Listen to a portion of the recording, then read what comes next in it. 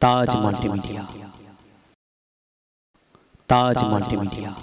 বন্ধুরা, আমাদের ভিডিওটি ভালো লাগলে দয়া করে লাইক বাটনে ক্লিক করুন, কমেন্টস করুন এবং আমাদের চ্যানেলটি সাবস্ক্রাইব করতে ভুলবেন না।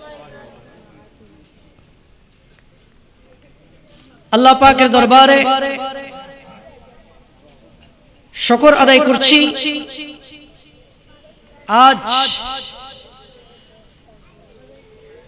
এই মাহফিলের উসিলায় আজকে আমার শ্রদ্ধেয় উস্তাদের সান্নিধ্য অর্জন করার সৌভাগ্য। এই কারণে আল্লাহর দরবারে শুকর আদায় করছি এবং আজকে এই নূরানি মাহফিল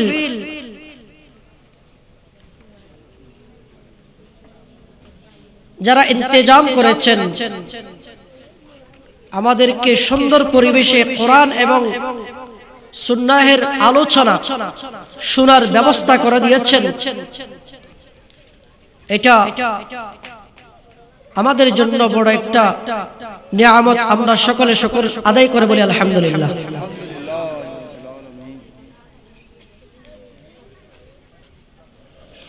আপনারা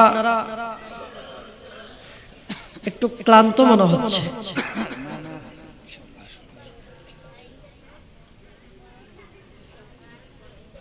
এখানে আমার একটা নির্ধারিত সাবজেক্ট, একটা বিষয় আছে, সেটা হচ্ছে ইসলাম প্রচারে আউলিয়া কিরামের অবদান।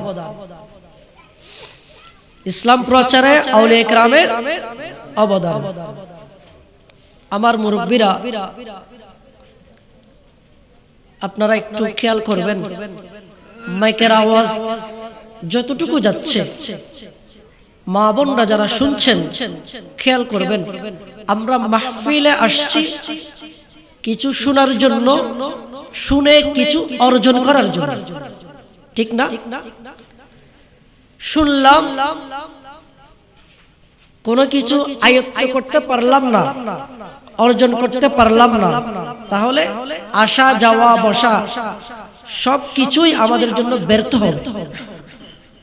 অন্তত কয়েকটা কথা যদি আমরা নিজেদের মধ্যে রাখতে পারি এবং আমল যদি করতে পারি, এটাই হবে আমাদের জন্য নাজাতের উসিলা।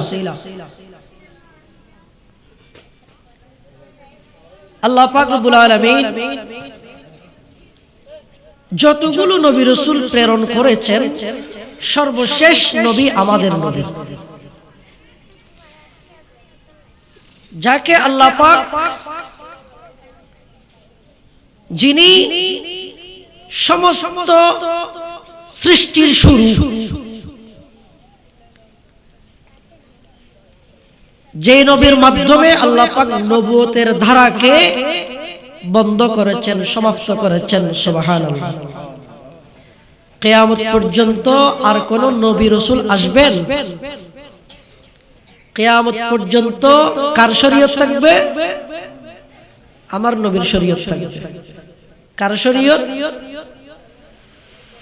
কোরআন কিয়ামত পর্যন্ত থাকবে, যে কোরআন আল্লাহ পাক আমার নবীর উপর নাযিল করেছেন। আমার নবীর শরীয়ত কিয়ামত পর্যন্ত থাকবে, আর কোন নবী রাসূল আসবেন না। এই জমিনে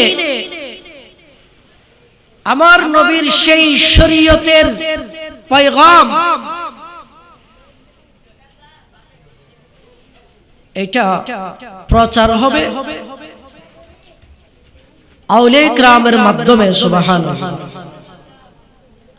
উলামায়ে কিরামের মাধ্যমে এবং আউলিয়া কিরামের মাধ্যমে সারা দুনিয়ার মধ্যে আউলিয়া কিরাম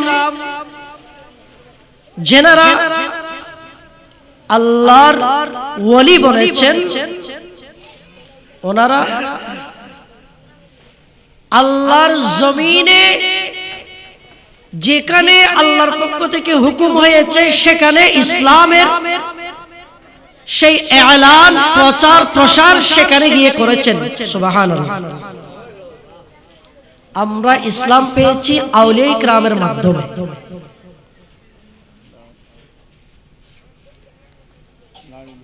আজকে এই মাহফিল, এটা কার মাহফিল বলেন? এখানে দুইটা নাম উল্লেখ করা হয়েছে, একটা হলো ঈদে মিলাদুন নবী। মাহফিলটা কার সাথে সম্পর্কিত বলেন না, কার সাথে? আবার বলা হয়েছে ফাতিহা ইয়াজদাহুম, কার সাথে? গৌস পাকের সাথে সম্পর্ক। যদিও আমরা হাতে গোনা কয়েকজন, সাধারণ একটা জায়গা, নিসবত যখন উপরে, এটার মর্যাদা সুবহানাল্লাহ বলেন। সাধারণ রিয়াল আছে না, রিয়াল, আপনারা রিয়াল তো চিনেন, এটা তো সাধারণ কাঠ, দামি জিনিস তো না, কিন্তু এটার সম্মানটা, কারণ কি? সম্পর্ক কার সাথে? কোরআনের সাথে। সুবহানাল্লাহ। টুপি টুপি পরেছেন মাথায়, এই টুপিটা এত দামি না, আপনি যদি কিনতে যান টুপি অল্প দামের, কিন্তু এটার মর্যাদা, কারণ এটার জায়গা কোথায়? মাথায়। আর হাজার হাজার টাকা দিয়ে জুতা কিনলে এটার জায়গা কোথায়? নিসবতের কারণে, সম্পর্কের কারণে, নিসবতের কারণে সম্মান মর্যাদা এটা বেড়ে যায়, বৃদ্ধি পায়। সুবহানাল্লাহ। আমরা এখানে মাহফিলে আসছি, আল্লাহর নবীর মাহফিল। আমরা যেহেতু যেই মাহফিল নবীর সাথে সম্পর্ক, যেই মাহফিল নিসবত গৌস বাগদাদের সাথে, সেই মাহফিলের শ্রোতা যখন আমরা বলতে পারলাম, তাহলে আমরা নিজেরাও দাবি বলে যাব। সুবহানাল্লাহ। কিসের কারণে? নিসবতের কারণে। কিসের কারণে? নিসবতের কারণে। নিসবত এটা অনেক দামি জিনিস। আউলিয়া কাদেরকে বলা হয়? ওলি আল্লাহ কাদেরকে বলা হয়? দেখেন, ওলি আল্লাহ যারা, আল্লাহর ওলিগণ যারা, আল্লাহর ওলিরা মানুষের ক্ষতি করে না কল্যাণ করে? কি করে? লাভ করে না ক্ষতি করে? লাভ করে। আমি কোরআনে পাকের একটা আয়াত তেলাওয়াত করেছি। ওলি যখন আল্লাহ চান তখন হতে পারে। আল্লাহ যাকে চান তিনি আল্লাহর ওলি বলেন। সুবহানাল্লাহ।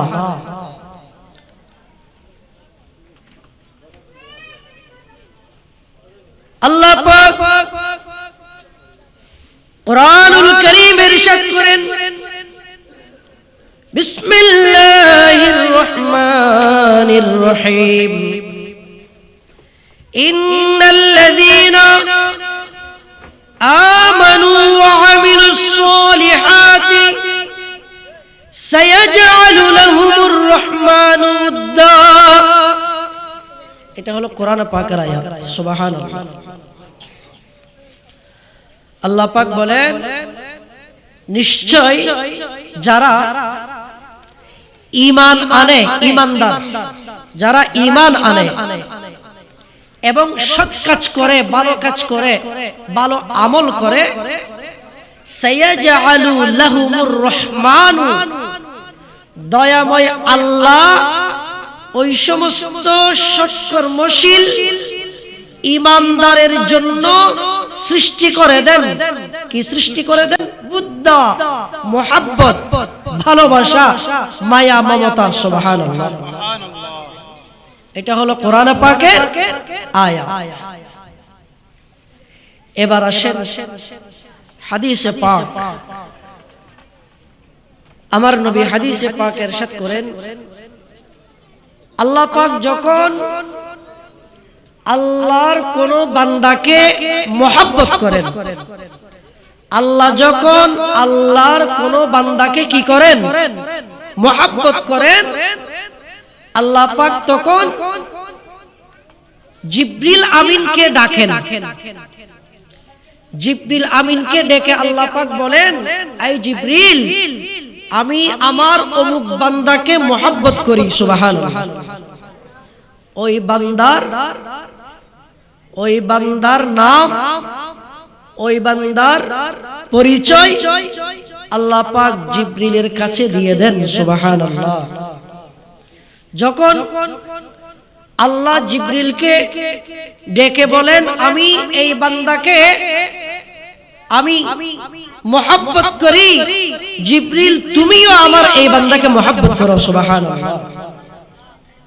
তখন জিবরিল আলাইহিস সালাম আসমানে যারা আছেন, আসমানে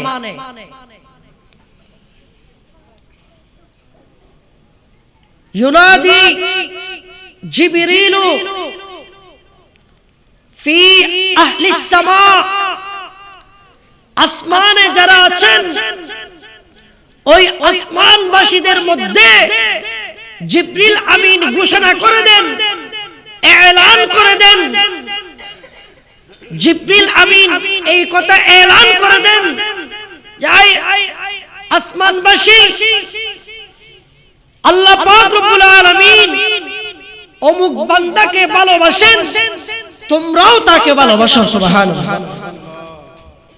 তখন আসমানে যারা আছে তারাও ওই আল্লাহর প্রিয় বান্দাকে ভালোবাসেন। সুবহানাল্লাহ।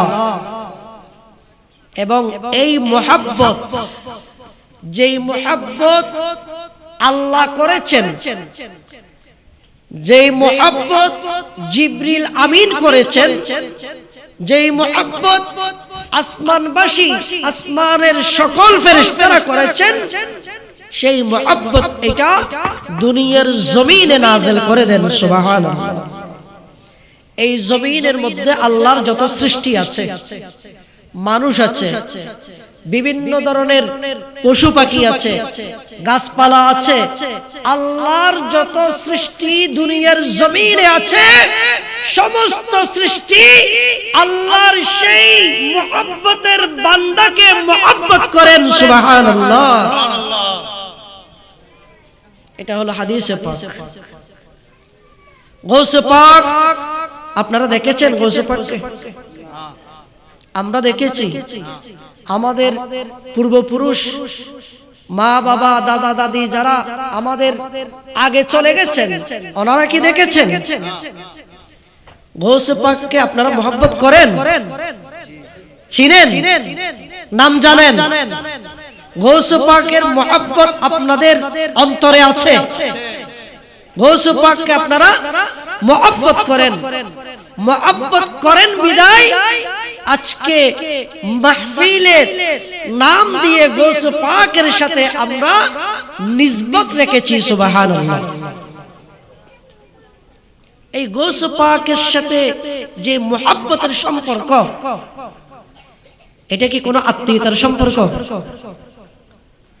কোন ধন দৌলতের লেনদেনের সম্পর্ক? এই মহব্বত কিসের? কোত্থেকে এই মহব্বত? এই মহব্বত খুদ আল্লাহ, আল্লাহ মহব্বত করেছেন, ভালোবেসেছেন। জিবরিল মহব্বত করেছেন, সমগ্র আসমানের অধিবাসীরা মহব্বত করেছেন, এবং সেই মহব্বত দুনিয়ার জমিন আল্লাহ পাক দান করেছেন। আল্লাহর সেই প্রিয় বান্দার মহব্বত আল্লাহর সমস্ত সৃষ্টির অন্তরে সৃষ্টি করে দিয়েছেন। সায়াজআলু লাহুমুর রহমানু বুদ্দা। সুবহানাল্লাহ। গরীব নওয়াজ আমরা কেউ দেখেছি নাকি? কিন্তু মহব্বত এইভাবে যত আউলিয়া ইকরাম আছেন, যত আল্লাহর ওলিরা আছেন, সমস্ত আল্লাহর ওলিদের প্রতি ঈমানদারের মহব্বত আছে না নাই? মুমিনের মহব্বত আছে। এটা কিসের মহব্বত? এটা কোন আত্মীয়তার মহব্বত না, এটা কোন ধন দৌলতের আদান প্রদানের মহব্বত না, এটা কোন ব্লাডের মহব্বত না, এটা ওই সম্পর্ক, ওই মহব্বত, ওই রিশতা, যেই রিশতা, যেই মহব্বত আল্লাহ আউলিয়া ইকরামের জন্য আল্লাহর সমগ্র সৃষ্টির অন্তরে দান করেছেন, সেই মহব্বত। সুবহানাল্লাহ। মহব্বত যেখানে আছে সফলতা সেখানে, মহব্বত যেখানে আছে সফলতা সেখানে। আমি আপনাদেরকে একটু অন্যদিকে দৃষ্টি আকর্ষণ করছি যে দেখেন, আল্লাহর ঘর খানায়ে কাবা, এটা আল্লাহর ঘর না, এটা কার ঘর? আল্লাহর ঘর। আল্লাহর ঘর এটা বরকতের জায়গা না? এটা বরকতের জায়গা, যেখানে গেলে বান্দার গুনাহ মাফ হয়ে যায়। যেই ঘরের ছোঁয়া পেলে বান্দার যে ফজিলত এমন ভাবে বৃদ্ধি পায় যে ওই বান্দাকে যারা দেখবে তারাও সওয়াবের ভাগীদার হয়ে যায়। সুবহানাল্লাহ। এটা কার ঘর? আল্লাহর ঘর।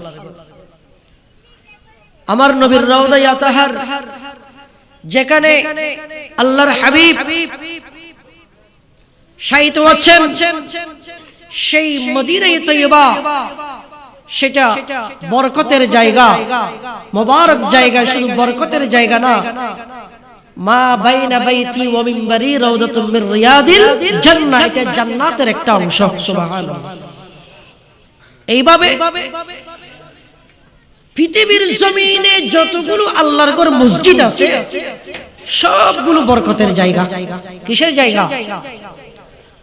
আউলিয়া ইকরামের যতগুলো খানেকা আছে, খানেকা, আউলিয়া ইকরামের যতগুলো কি আছে? খানেকা আছে। সমস্ত খানেকাগুলো বরকতের জায়গা। সুবহানাল্লাহ। যত হক্কানি রব্বানি সত্যিকারের আলেম ওলামা আছেন, নায়েব রাসূল যারা আছেন, ওনারা যেখানে অবস্থান করেন ওই জায়গাটাও বরকতময় জায়গা। সুবহানাল্লাহ। কিন্তু আল্লাহর ঘর খানায়ে কাবায় যদি কেউ গেল কিন্তু অন্তরে মহব্বত নাই, খেয়াল করেন, আল্লাহর নবীর দরবারে গেল, অন্তরে কি নাই? মহব্বত নাই, তাজিম নাই, মহব্বত নাই, তাজিম নাই। আল্লাহর ঘর মসজিদে গেল কিন্তু কি নাই? মহব্বত নাই, তাজিম নাই। কোন ওলির সান্নিধ্যে গেল, মহব্বত নাই, তাজিম নাই। কোন এমন বরকতময় জায়গায় গেল কিন্তু অন্তরে মহব্বত নাই, তাজিম নাই, সেখান থেকে কোনো কিছু অর্জন করা সম্ভব হবে না। সেখান থেকে কোনো কিছু অর্জন করা সম্ভব যদি মহব্বত থাকে, তাহলে সেই বরকত পাওয়ার, সেই বরকত অর্জন করার সেই সৌভাগ্য আল্লাহ পাক দান করবেন। সুবহানাল্লাহ। কি থাকলে? মহব্বত থাকলে, তাজিম থাকলে। দেখেন, কোরআন পাঠ করেন, কোরআন অনেক সুন্দর করে কোরআন পড়তেছেন, কত সুন্দর কণ্ঠ, কিন্তু কোরআনের প্রতি আদব নেই, কোরআনের প্রতি তাজিম নেই, কোরআনের প্রতি মুহাব্বত নাই। এইভাবে কোরআন তেলাওয়াত করলো সওয়াবের ভাগীদার, কোরআন পড়লেন, কিছুক্ষণ পর রানের উপর রেখে দিলেন, তাজিম হলো, তাজিম যেখানে নাই, আদব যেখানে নাই, সেখানে কোনো ফয়েজ নাই, সেখানে কোনো বরকত নাই, সেখানে কোনো সওয়াব নাই। এজন্য বলা হয়েছে রুব্বা তালিন ইয়াকরাউল কুরআন ওয়াল কুরআনু ইয়ালআনুহু। অনেক এমন কোরআনের পাঠক আছে, কোরআন তিলাওয়াত করে, পাঠ করে, কত সুন্দর করে, কিন্তু কোরআন তেলাওয়াত করলে কি হয়? সওয়াব হয় না। এক হরফে কয়টা? এক হরফে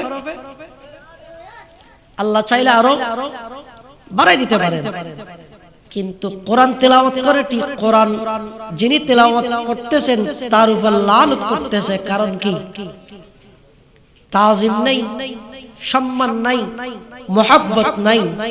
আর যদি তাজিম থাকে, সম্মান থাকে, মোহাব্বত থাকে, তাহলে যদি না জানার কারণে ভুলও পাঠ করে, আল্লাহ চাইলে ভুলটাকে ক্ষমা করে তাকে সওয়াবের ভাগীদার করবেন। সুবহানাল্লাহ।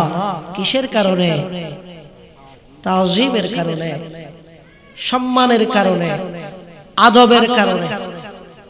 আমরা মাহফিলে বসলাম, নবীর মাহফিল, এখানে কি রাখতে হবে? তাজিম রাখতে হবে। আমি আপনাদেরকে, আমি কোনো ওয়াজ করার জন্য আসি নাই, আমি হুজুরের দোয়া নেওয়ার জন্য আসছি, আপনাদের দোয়া নেওয়ার জন্য আসছি। কিছুক্ষণ আপনাদেরকে নিয়ে আমি একটু সময় কাটাচ্ছি। দেখেন, আমি আপনাদেরকে কয়েকটা কথা শেয়ার করি। আমরা যখন ছোট ছিলাম, আপনারা আমার মুরব্বি যারা আছেন হয়তো আপনারা আমাদের থেকে আরো বেশি দেখেছেন। তখন ঘরে ঘরে মিলাদ শরীফ হতো, মিলাদ মাহফিল হতো, ঘরে ঘরে হতো, হতো না? তখনকার যারা ওয়াইজিন ছিলেন, আলেম ওলামা, যিনাদেরকে দাওয়াত করা হতো, ওনারা তশরিফ আনার আগে, ওয়াজ শুরু হওয়ার আগে এলাকার যত মুরব্বি, যত ধরনের ছোট বড় যারা থাকতো, সকলে উজু কালাম করে মাহফিলে উপস্থিত হয়ে যেত। আপনারা দেখেন নাই? আমি দেখেছি। এবং ঘরের মধ্যে যতগুলো মহিলারা, মা বোনরা যারা, বিশেষ করে মুরব্বি যারা ছিলেন, ওনারা ওযু কালাম করে একটা জায়নামাজ বিছিয়ে সেখানে বসে থাকতেন। ছোট বাচ্চাদেরকে হয়তো মাহফিলে যারা যাওয়ার উপযুক্ত ওই বয়সের, তাদেরকে মাহফিলে পাঠিয়ে দিয়েছেন, নাইলে কোন একটা ঘরের মধ্যে তাদেরকে রুমের মধ্যে আলাদা করে রেখে দিয়েছেন। নীরবে ওই মাহফিলের আলোচনা বয়ান শুনতো। সুবহানাল্লাহ। এখন সেই পরিবেশটা আস্তে আস্তে আছে নাকি? নাই। কারণ কি? এই যে আমি একটা কথা বলেছিলাম, মুহাব্বত, আদব, তাজিম, এটা হলো ঈমানের একটা অংশ। এই বিষয়গুলো যখন আস্তে আস্তে কমে যাবে, তখন আল্লাহর রহমতও আস্তে আস্তে উঠে যাবে। দেখেন, আল্লাহর ওলিদের থেকে আমরা ইসলাম শিখেছি, আদব শিখেছি, তাজিম শিখেছি, মা বাবার সম্মান শিখেছি, বড়জনদের তাজিম করা শিখেছি, ছোটদেরকে স্নেহ করা শিখেছি, এইভাবে প্রতিবেশীর সাথে সুসম্পর্ক রাখা শিখেছি, এইভাবে আত্মীয়তার সম্পর্ক রক্ষা করা শিখেছি। এই যে বিষয়গুলো, এগুলো বর্তমান সময়ে পাওয়া বড় মুশকিল।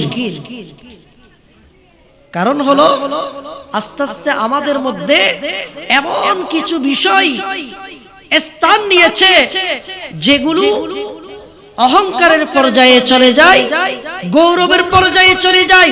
এই কারণে আমাদের থেকে আস্তে আস্তে আল্লাহর রহমতটা চলে যাচ্ছে। আমার নবীর শরীয়ত কত সুন্দর দেখেন। কত বড় সুন্দর শরীয়ত।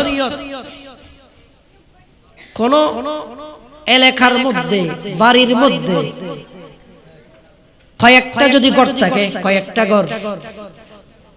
কয়েকটা ঘর থাকলে সেখানে কেউ একটু বিত্তশালী ধনী আর কেউ একটু গরিব, মানে টাকা পয়সা একটু কম, এটা স্বাভাবিক, থাকতে পারে না? সবাই এক সমান হবে তো কোনো কথা না, ঠিক কিনা?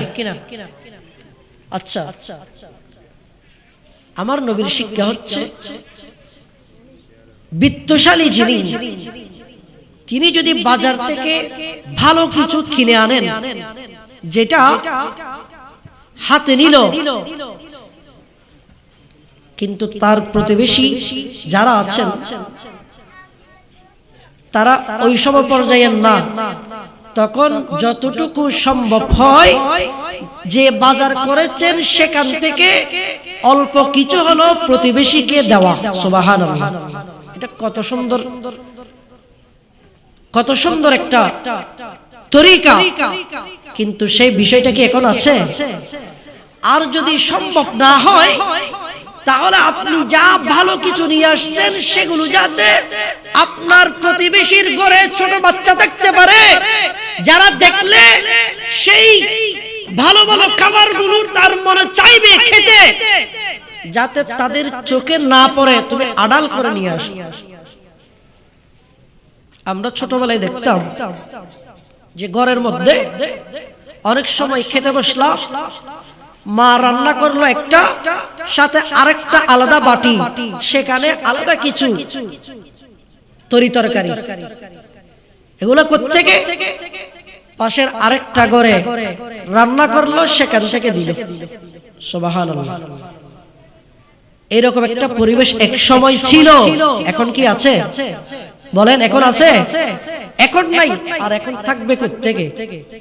এখন তো এমন হয়ে গেছে যে ধরেন দুই ভাই রক্ত না, এক রক্ত না, এক ব্লাড না, দেখা যায় অনেক সময় অনেক জায়গায় এক ভাই উত্তর পাশ থেকে আসতেছে, আরেক ভাই দক্ষিণ পাশ থেকে আসতেছে, একই রাস্তায়। হঠাৎ দেখা গেল সামনাসামনি হওয়ার পর একটু দূরত্ব থাকার সময়ে এরা দুইজন আবার দুই দিকে ফিরে গেছে। জিজ্ঞেস করা হলো কি ব্যাপার? বলল কি যে আমি যতদিন বেঁচে থাকি এর ছায়াও যাতে না দেখি। নাউজুবিল্লাহ বলেন। এরকম পরিবেশ এখনো নাই, আছে কিনা? আমার নবীর হাদিসে পাক, লা তাদখুলুল জান্নাতা কাতিউর রহিম,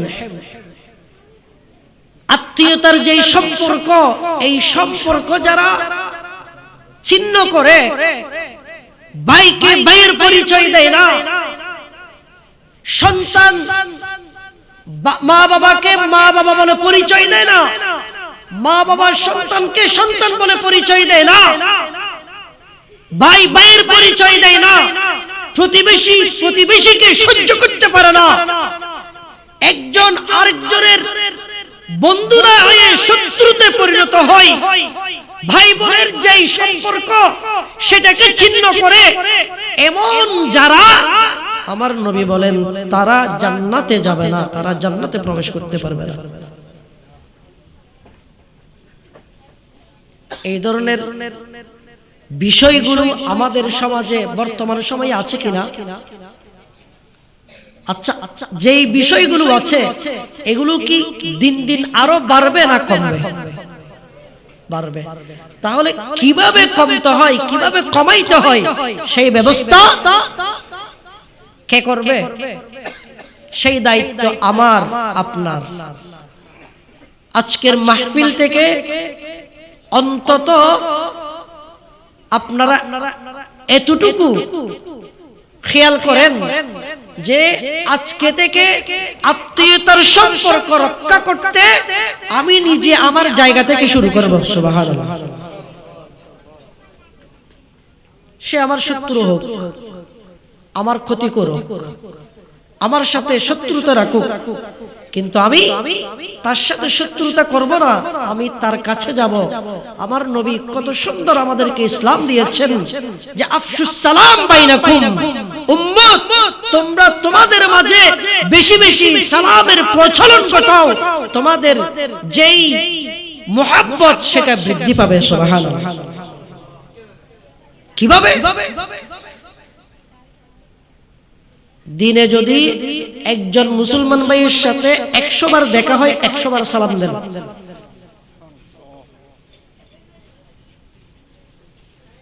মায়া মমতা মহব্বত বৃদ্ধি পাবে, হিংসা বিদ্বেষ চলে যাবে।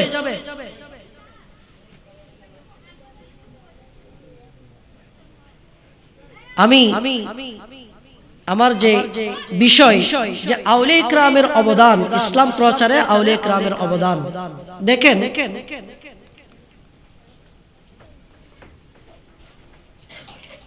আমরা শুধু একটা দিকে খেয়াল করি, আমাদের বাংলাদেশে অসংখ্য দ্বীনি শিক্ষা প্রতিষ্ঠান আছে, আছে না? মাদ্রাসা আছে। এমন একটা সময় ছিল যে মানুষ ধর্ম কি সেটা ভালোভাবে জানতো না। আজকে আমরা মাহফিলে বসলাম, দরুদ শরীফ কি সেটা জানতো না। এমন একটা সময় ছিল। কখন? যখন আলে রাসূল সৈয়দ আহমদ শাহ শ্রীকুটি রহমতুল্লাহি আলাইহি যখন বাংলার জমিনে, এই বাংলার জমিন দিয়ে চলাচল করেছিলেন, এখানে তশরিফ রাখতেন, সেই সময়ও এই দেশের মানুষ ভালোভাবে দরুদ শরীফ কি সেটা জানতো না, পড়তে পারতো না। এখন তো আমরা একটা দরুদ শরীফ শুনলে সকলে একসাথে সুন্দর করে পড়তে পারি না, পড়তে পারতো না। ভালোভাবে ধর্ম জানতো না, নামাজ দোয়া কি ভালোভাবে জানতো না, ঈমান কি ভালোভাবে জানতো না। যখন হুজুর দেখলেন যে দরুদ শরীফ ভালোভাবে পড়তে পারে না, তখন আলে রাসূল চিন্তা করলেন এখানে একটা মাদ্রাসা প্রতিষ্ঠান দরকার, একটা দ্বীনি শিক্ষা প্রতিষ্ঠান দরকার। এই জামিয়া আহমদিয়া সুন্নিয়া আলে রাসূলের হাতে সেই দ্বীনি ইদারা, সেই মাদ্রাসা থেকে কত লক্ষ লক্ষ হাফেজ, আলেম, মুফতি, মুহাদ্দিস, মুফাসসির সারা জমিনে, সারা পৃথিবীতে, শুধু বাংলাদেশ নয় অন্যান্য জায়গায়ও খেদমত করে যাচ্ছেন। সুবহানাল্লাহ। আজকে যিনি আমাদের মাহফিলের প্রধান মেহমান, আমার উস্তাদ, অসংখ্য আলেম ওলামার উস্তাদ, তিনি সেই দ্বীনি ইদারার প্রভাষক। সুবহানাল্লাহ। আমি এই কথা আপনাদেরকে নির্দ্বিধায় বলতে পারি। আমার জামিয়া মাদ্রাসার ছাত্র জীবনের যেই অভিজ্ঞতা, সেখান থেকে আমি এটা নির্দ্বিধায় বলতে পারি, আলে রাসূলের হাতে প্রতিষ্ঠিত জামিয়া মাদ্রাসার যতগুলো আসাতিজা ইকরাম আছেন, সকলেই বর্তমান যুগের এক একজন আল্লাহর ওলি। সুবহানাল্লাহ। এটা আমি আমার অভিজ্ঞতা থেকে, আমার দেখা থেকে আমি বলতেছি। আলে রাসূলের গোলামিতে আছেন। সুবহানাল্লাহ। এই যে আউলিয়া ইকরামের অবদান ইসলাম প্রচারে, শাহিন শাহ শ্রীকুট এই যে বড় নিয়ামত আমাদের জন্য দিয়ে গেছেন, এই নেয়ামতের শুকর আমরা পুরো জীবনটা করলেও শেষ করতে পারবো না। আজকে আমরা ঈমান, আকীদা, সেটা ভালো মন্দ, হক বাতিল চিনতেছি, জানতেছি একমাত্র সেই জামিয়া বুনিয়াদ হওয়ার কারণে। সুবহানাল্লাহ। না হলে আমরা সেটাও হয়তো নসিবে থাকতো না। আপনারা একটা জিনিস খেয়াল করে দেখেন, এখন তো পৃথিবীর যে কোনো জায়গায় কোনো কিছু ঘটলে সেটা মুহূর্তের মধ্যে আপনি হাতের মধ্যে দেখতে পাচ্ছেন মোবাইলের মাধ্যমে। আপনারা অনেকে দেখেছেন, জানেন যে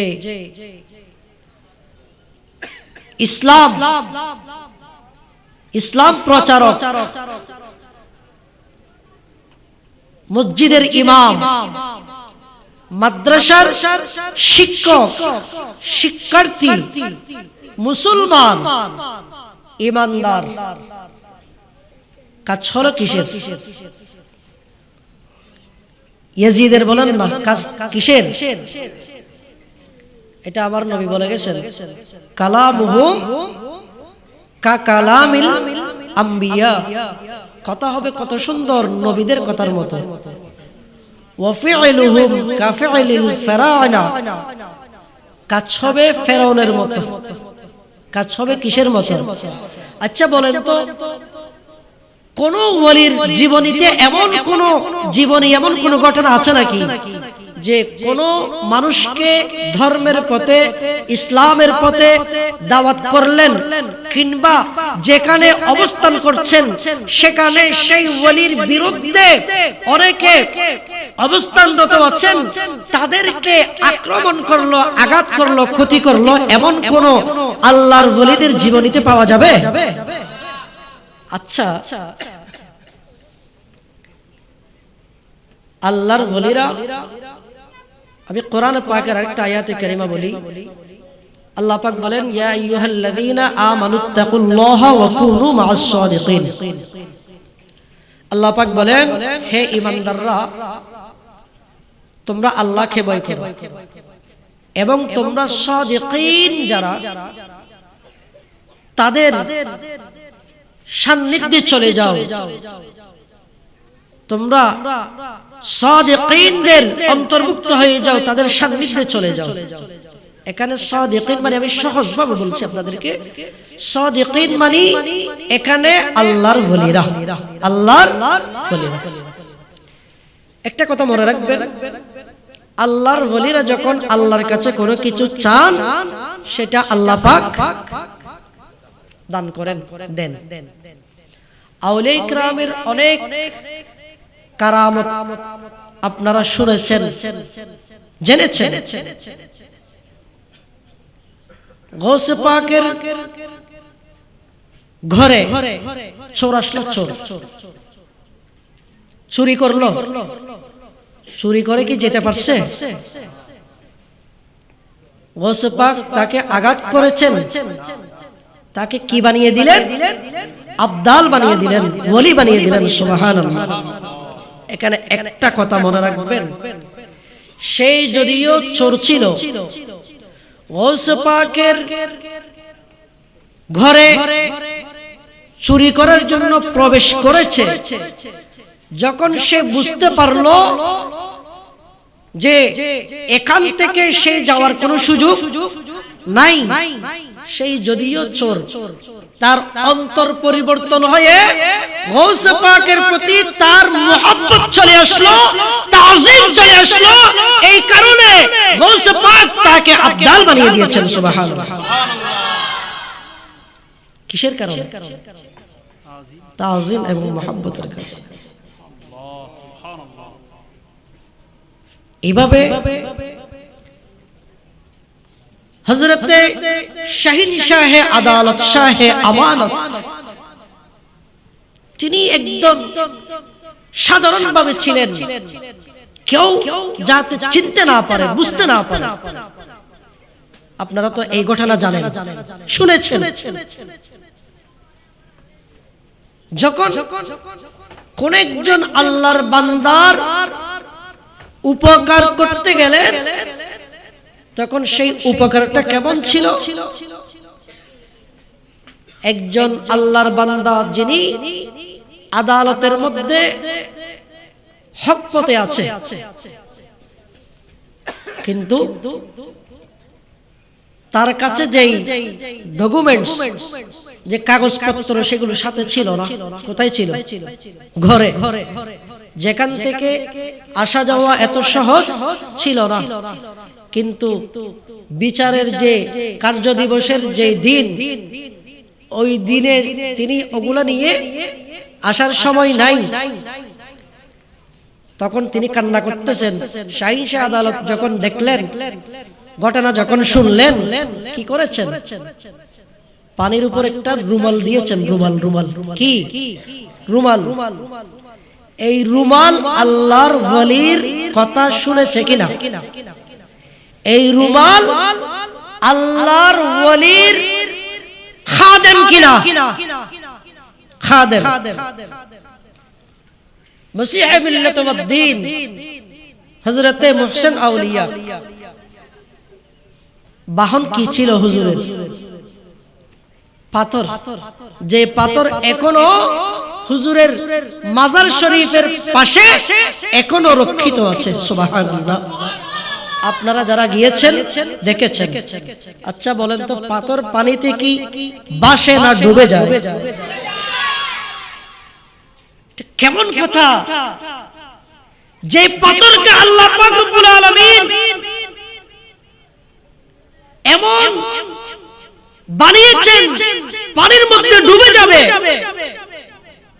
পাথরের চরিত্র হলো পানির মধ্যে কি হওয়া? ডুবে যাওয়া। আল্লাহর ওয়ালির সুহবত পেয়ে সেই পাথর পানির উপর বসবান আল্লাহর নবীর কদমে, আল্লাহর নবীর গোলামিতে চলে আসলো। সুবহানাল্লাহ। এগুলো হলো আউলিয়া কিরামের কারামত। শাহীন শাহ শ্রীকুটের কারামত হলো জামিয়া আহমদিয়া সুন্নিয়া। আমি আপনাদেরকে যেটা বলতে চাচ্ছি, আল্লাহর ওয়ালিরা যদি চান, যদি চাইতেন, যারা ওয়ালিদের বিরুদ্ধে কথা বলে, যারা আউলিয়া কিরামের প্রতি হিংসা রাখে, বিদ্বেষ রাখে, তাদের প্রতি যদি আল্লাহর ওয়ালিরা অভিশাপ দিতেন, বদদুয়া করতেন, কারো কি অবস্থান ঠিক থাকতো? বলেন। দেন নাই কেন? কষ্ট সহ্য করেছেন, কষ্ট সহ্য করেছেন, কিন্তু অভিশাপ দেন নাই, ক্ষতি করেন নাই, কল্যাণ করেছেন। এটা হলো আমার নবীর শিক্ষা, এটা হলো আমার নবীর আদর্শ, এটা হলো ইসলামের শিক্ষা। এটা আমাদেরকে শিক্ষা দিয়েছেন। সুবহানাল্লাহ। তাহলে মুমিনের চরিত্র হলো, মুমিনের আদর্শ হলো, আউলিয়া কিরামের আদর্শ হলো, নবীর দেওয়া আদর্শ হলো মানুষের কল্যাণ করা, মানুষের ক্ষতি করা নয়। মানুষের কি করা?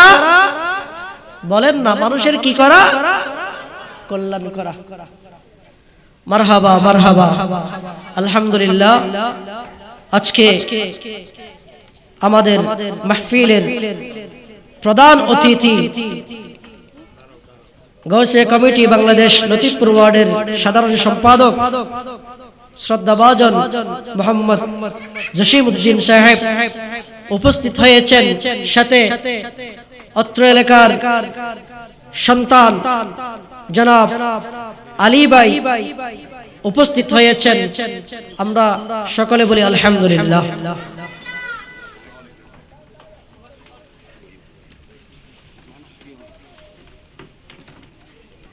তাহলে মুমিনের চরিত্র কি? মানুষের কি করা?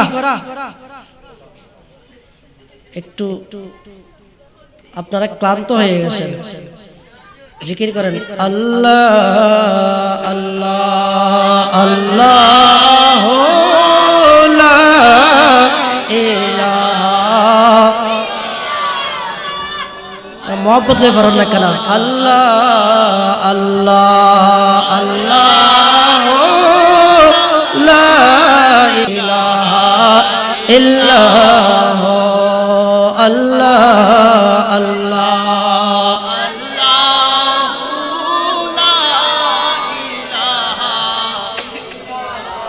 सबसे अक़रब सबसे अशरफ सबसे है वो आला मालिक जन्नत क़ासिम निअमत सबसे है वो बाला नबी जी अल्लाह अल्लाह अल्लाह हो ला इलाहा इल्लल्लाह अल्लाह अल्लाह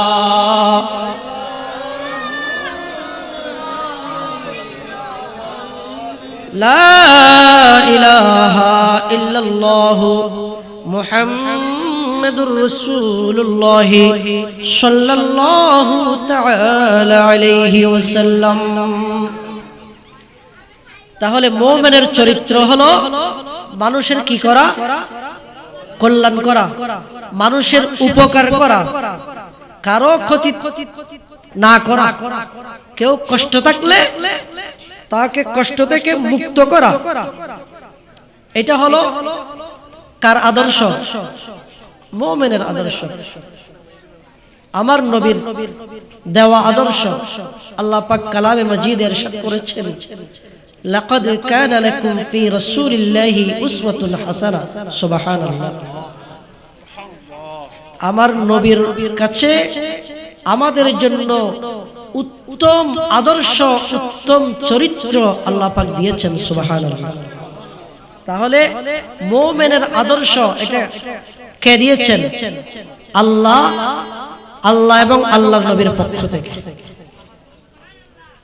মানুষের কল্যাণ করা, ক্ষতি না করা, কেউ কষ্ট থাকলে তাকে কষ্ট থেকে কি করা?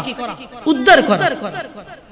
নাকি জায়গা গর্ভের সময় একটা দুয়ে কিনছি আর যত একটা দখল করো নিয়ে না হলো সাইন বাজি হনেকের ক্ষতিকরণ ইসলামের আদর্শ নয়। যদি কেউ গল্লি জ্ঞানের ফলাফল বড় ভয়াবহ। কিন্তু এমন এক ধরনের ইসলামের রাহবার দেখা যায় যাদের ইসলামের আদর্শের মধ্যে মানুষের কল্যাণ করা নাই, বরঞ্চ ক্ষতি করা আছে। আসলে আপনারা তো দেখেছেন। আচ্ছা, মসজিদে আগুন দেওয়া এটা কি কোনো ইমানদারের চরিত্র? মসজিদ কার ঘর? আল্লাহর ঘরে আগুন দেওয়া মানে কার সাথে বেয়াদবি করা। দেখেন এমন বান্দা দুনিয়ার জমিনে আছে কি নাই যারা মসজিদে আগুন দিল না? আচ্ছা, হক বড় জিনিস। আরেকজনের গরু, ছাগল, জিনিসপত্র নিয়ে আসা, এটা কি ইসলামের আদর্শ? এটা কি নবীর আদর্শ? এটা কি আউলিয়া কিরামের আদর্শ? এটা কি হক্কানি কোন আলেম ওলামার আদর্শ? কিন্তু এই ধরনের আদর্শবান আমাদের দেশে আছে কি নাই? আমরা কার অনুসারী? আমরা আউলিয়া কিরামের অনুসারী, আমরা নবীর অনুসারী, আমরা হক্কানি আলেম ওলামাদের অনুসারী, নায়েবে রাসূলদের অনুসারী। কিন্তু যারা দুনিয়ার জমিনে ইসলামের কথাও বলে, কোরআনও তেলাওয়াত করে, হাদিসে পাকও পাঠ করে, নামাজও পড়ে, সবকিছু করে, আবার মানুষের ক্ষতি করে, তারা কার অনুসারী? তারা হলো ইয়াজিদের অনুসারী। তারা কার অনুসারী? মসজিদে আগুন দেওয়া, মসজিদ আল্লাহর ঘর পবিত্র, এই পবিত্র আল্লাহর ঘরকে অপবিত্র করা, মসজিদে আঘাত করা, এটা কার আদর্শ? ইয়াজিদের আদর্শ। বলেন না কার আদর্শ? ইয়াজিদের আদর্শ। আপনারা শুনেছেন আলেম ওলামার জবানে ইমাম আলী মাকামকে শহীদ করেছে আহলে বাইতে রাসূল, আরো অনেকজনকে শহীদ করেছে, অনেক সাহাবায়ে কেরামকে শহীদ করেছে, অনেক মুমিন মুসলমানকে শহীদ করেছে। যারা তারা কার অনুসারী ছিল? ইয়াজিদের। কার? কিন্তু তাদের কাছে কি ছিল? নামাজ ছিল তো, টুপি, পাঞ্জাবি, দাড়ি ছিল, সবকিছু ছিল, নামাজ রোজা সবকিছু তাদের কাছে ছিল, কিন্তু তারা নবীর অনুসারী বলতে পারেন নাই, ইয়াজিদের অনুসারী ছিল। তারা কি করলো? মদিনা শরীফ গেল। কোথায়? মদিনা শরীফ। অন্ডা তুম বালানো লাদ্দা এখানে টানে টুনি কিছু করি না জানেন। আর যদি টানে টুনি কিছু করতে তো অন্ডা তুম বালালে একদম অন্ডা ডুলতেন। একখানা আল্লাহ দেওয়া জবান একখানা আওয়াজ করলি, এই আওয়াজ অনর আওয়াজে যদি আন নবীর কদমত কবুল হয় আজিয়ার মাহফিলের পক্ষতুন, তাইলে আর জীবন ধন্য। সুবহানাল্লাহ। তারা গেল হড়ে মদিনা শরীফ। মদিনা শরীফ যাইরে কি জিদে? মদিনা শরীফ যাই আজান দেওয়া বন্ধ করে দিয়েছে। নাউজুবিল্লাহ বলবেন না? কোথায়? কোন জায়গায়? মদিনায় তো ভাই, মসজিদে নববীতে, যেই মসজিদের মিম্বরে আমার রাসূল খুতবা দিয়েছেন, যেই মসজিদে আল্লাহর প্রিয় মাহবুব ইমামতি করেছেন, সাহাবায়ে কেরাম ইক্তেদা করেছেন, যেই মসজিদ আমার নবীর হাতে গড়া, যেই মসজিদে আমার নবীর সেই ছোঁয়া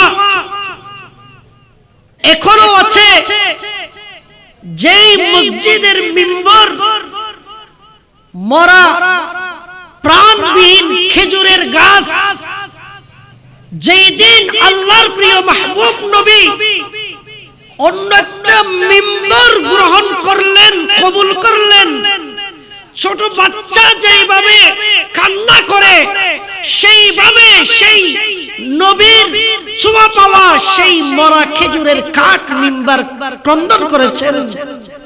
সেই পবিত্র জায়গা, সেখানে আযান বন্ধ করে দিয়েছে, ইকামত বন্ধ করে দিয়েছে, নামাজ বন্ধ করে দিয়েছে। কারা? ইয়াজিদের অনুসারীরা। কারা? ইয়াজিদের অনুসারীরা। শুধু তাই নয়, এই পবিত্র জায়গার মধ্যে তারা ঘোড়া গাধা যে বাহন, এখন তো আমরা গাড়িতে করে চলাফেরা করি, তখনকার সময়ে ঘোড়া গাধা এই ধরনের কিছু বাহন ছিল, সেগুলোর উপরে সওয়ারি হতো। সেগুলো মসজিদের ভিতরে তারা বাঁধলো, সেই পশুগুলো সেখানে মলমূত্র ত্যাগ করলো, সেখানে অপবিত্র করলো। নাউজুবিল্লাহ বলবেন না? এই চরিত্রকার। তাহলে পবিত্র জায়গা অপবিত্র করা, এটা কার চরিত্র? এই ধরনের অনুসারী এখনো আছে, থাকবে কিয়ামত পর্যন্ত। এবং হাজার হাজার কাবাগর, কাবাগর আগুন দিয়ে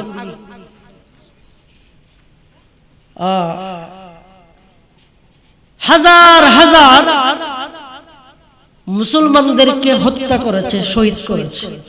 কারা? মদিনা শরীফের পুত পবিত্র মা বোনদের ইজ্জত তারা ধ্বংস করেছে, নষ্ট করেছে।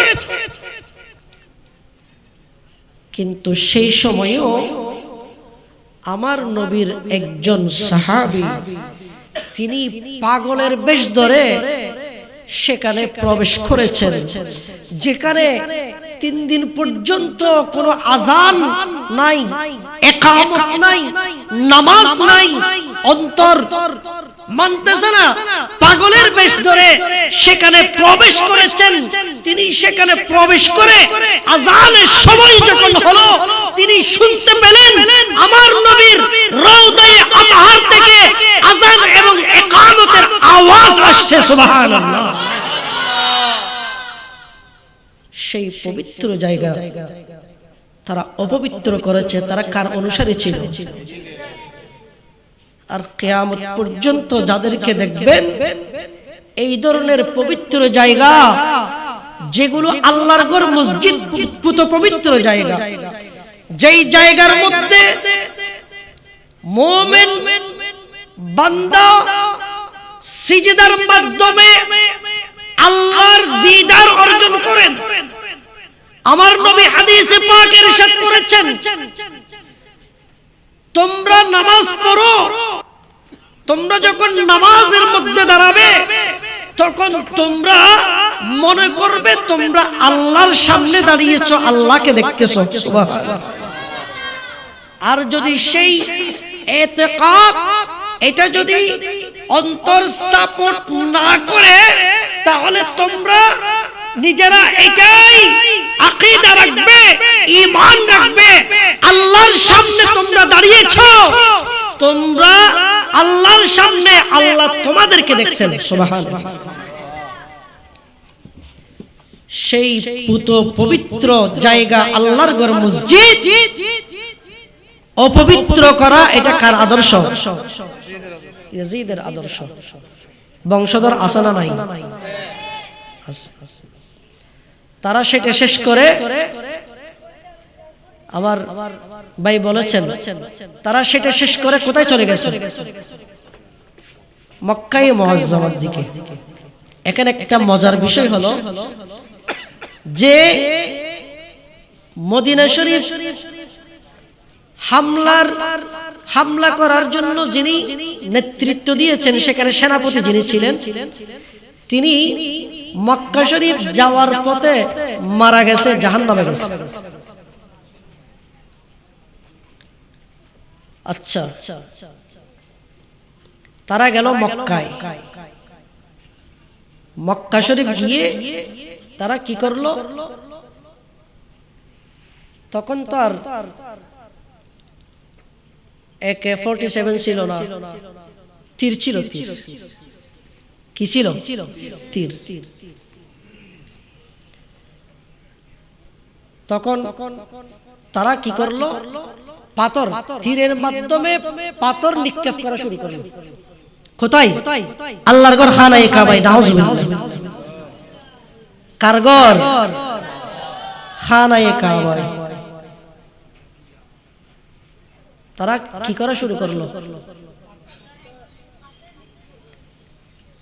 এবং এই তীরের যে পাথরগুলো, তীরের যে মাথাগুলো, এখানে এমন কিছু তারা ব্যবহার করত যে তীরগুলো গিয়ে এখানে আগুন ধরে যেত, মানে আগুন সহ তারা তীর নিক্ষেপ করত। আল্লাহর ঘর খানায়ে কাবার গিলাফে আগুন লেগেছে তাদের তীরের কারণে। নাউজুবিল্লাহ। তারা কার অনুসারী? ইয়াজিদের অনুসারী। সেই ইয়াজিদের অনুসারী এখনো আছে, কিয়ামত পর্যন্ত থাকবে। এই ইয়াজিদই কারা? হুসাইনি কারা, সত্যিকারের নবীর সৈনিক কারা, নবীর দুশমন কারা, সত্যিকারের মুমিন কারা, সত্যিকারের মুসলিম কারা, ঈমানদার কারা এবং বেদিন কারা, দুঃখবাজ কারা, সেটা পরিচয় করিয়ে দিয়েছেন যুগ যুগ ধরে আউলিয়া ইকরাম। সুবহানাল্লাহ। আর সেই ধারাবাহিকতায় জামিয়া হলো আওলাদ রাসূলের পক্ষ থেকে বড় একটা আমাদের জন্য নিয়ামত। সুবহানাল্লাহ, বড় একটা নিয়ামত। জামিয়া এটা আওলাদ রাসূলের হাতে, পরিচালনা সেখান থেকে।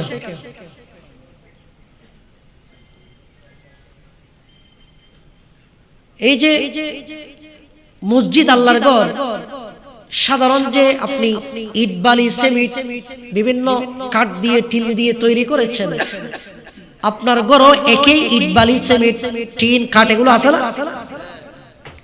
কিন্তু আপনার ঘরে যেগুলো আছে, যেগুলো দিয়ে আপনি ঘর তৈরি করেছেন, সেটার সম্মান আর আল্লাহর ঘরে যেগুলো ব্যবহার হয়েছে এটার সম্মান কি এক? আল্লাহর ঘর যেমন দামি, আল্লাহর ঘরের সাথে যেগুলো সম্পর্কিত সেগুলোও দামি। সুবহানাল্লাহ। এই জামিয়া এটা আওলাদ রাসূলের সাথে সম্পর্কিত। এটা অনেক বড় নিয়ামত আমাদের জন্য। আমরা একথা নির্দ্বিধায় বলতে পারি, এই যে জামিয়া হলো হক বাতিল পরিচয় করার বড় একটা মাপকাঠি, একটা মাধ্যম। আমি আপনাদেরকে আরেকটা বিষয় বলি যে এখন বর্তমানে আমার হুজুর কাবিলার পক্ষ থেকে প্রায় জায়গায় দাওয়াতুল খাইরের ব্যবস্থা হয়। আপনাদের এখানে হয় না? দাওয়াতুল খাইর, এটা আমাদের জন্য কত বড় নিয়ামত। দেখেন আমরা আমাদের মধ্যে আমাদের মুরব্বীরা এমন অনেকে আছেন যারা বয়স হয়ে গেছে, 40 বছর 50 বছর। যুবক ভাইদের মধ্যে অনেকে আছেন বিভিন্ন কাজে কর্মে ব্যস্ত, কিন্তু ছোটবেলায় এমন সুযোগটা হয় নাই যে আমি শুদ্ধ করে কোরআনটা তেলাওয়াত করব, এই সুযোগটা হয় নাই। যে আমি নামাজের যে বিষয়গুলো সেগুলো একটু ভালোভাবে জানবো শিখবো, এই সুযোগটা হয় নাই। বা কয়েকটা ইসলামের যেই বিষয়গুলো জানা বেশি জরুরি, এটা আমার নবীর হাদিসে পাচ্ছে যে জ্ঞান অর্জন করা, তলাবুল ইলমি ফরিদাতুন আলা কুল্লি মুসলিম, জ্ঞান অর্জন করা এটা মুসলমান নরনারী সবার উপর ফরজ। সুবহানাল্লাহ। কোন জ্ঞান? যেগুলো ফরজ, দায়িত্ব আমাদের উপর, সেই ফরজ ওয়াজিব যেগুলো বেশি দরকার, সেই বিষয়ে জ্ঞান অর্জন করা ফরজ। নামাজ ফরজ না? নামাজ না পড়লে কোনো উপায় আছে? নামাজ ফরজ, তাহলে নামাজ জানতে হবে না? নামাজ জানা এটা জ্ঞান কিনা, এলম কিনা? এই নামাজ ফরজ, এটা জানা, এটা কি, কিভাবে পড়তে হয়, কেরাত কি, তাসবিহ কি, রুকু কি, সিজদা কি, তাশাহুদ কি, যা আছে এগুলো জানা এটা ফরজ। হজ ফরজ না? কারো যদি সামর্থ্য থাকে হজ কি ফরজ। হজের আহকাম আরকান, কিভাবে হজ আদায় করতে হবে, কি কি করতে হবে, এইগুলো জানা এটাও ফরজ।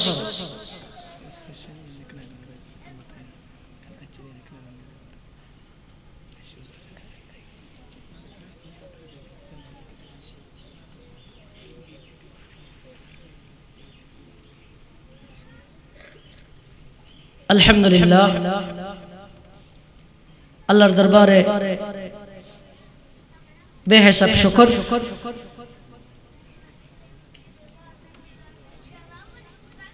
আজকের মাহফিলের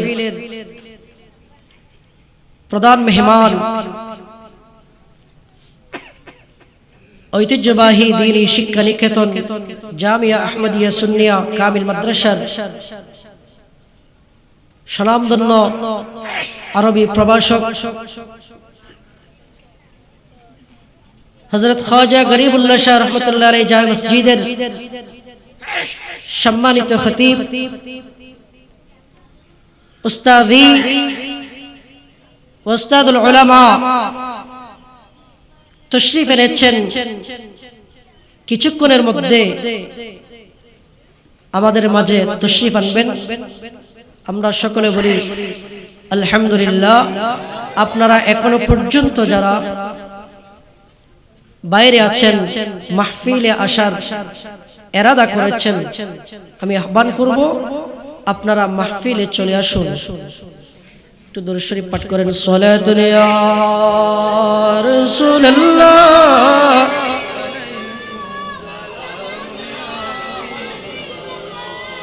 সালাতুন ইয়া রাসূলুল্লাহ আলাইকুম।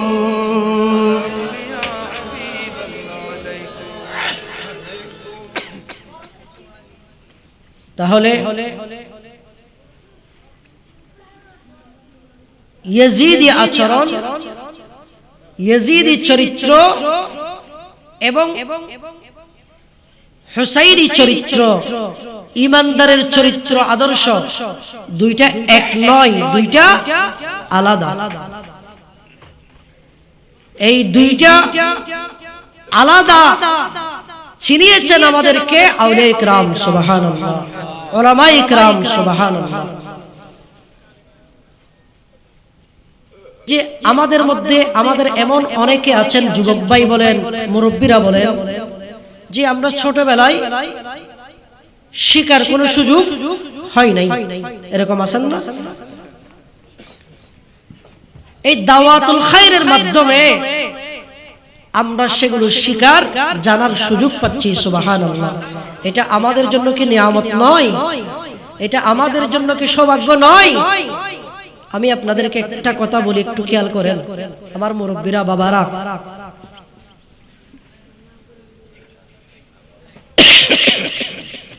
কোন মানুষের যদি গোসল ফরজ হয়, সেই গোসল করার সময় যদি গোসলের ফরজগুলো যদি আদায় না করে, তিনি কি পবিত্র হবেন? পবিত্র কি হবেন? হয়তো এমনও হতে পারে আমাদের যুবক ভাইদের মধ্যে, মুরব্বীদের মধ্যে হয়তো আমরা এমন অনেকে আছি যে গোসল শুদ্ধ হওয়ার জন্য গোসলের যে ফরজগুলো আছে ওই ফরজগুলো আমরা জানি না। এমনও অনেকে আছি না? আচ্ছা, গোসল যদি ফরজ হয়, গোসলের ফরজগুলো যদি আদায় করা না হয়, তাহলে পুরো জীবন গোসল করতে থাকলেও কি শরীর পবিত্র হবে? এখন গোসলের ফরজ যদি জানা না থাকে, শরীর যদি পবিত্র না হয়, সেই অপবিত্র শরীর নিয়ে যদি আমি নামাজ পড়ি, নামাজ কি হবে? এই অপবিত্র অবস্থায় আমি কি কোরআন হাতে নিতে পারবো, স্পর্শ করতে পারবো?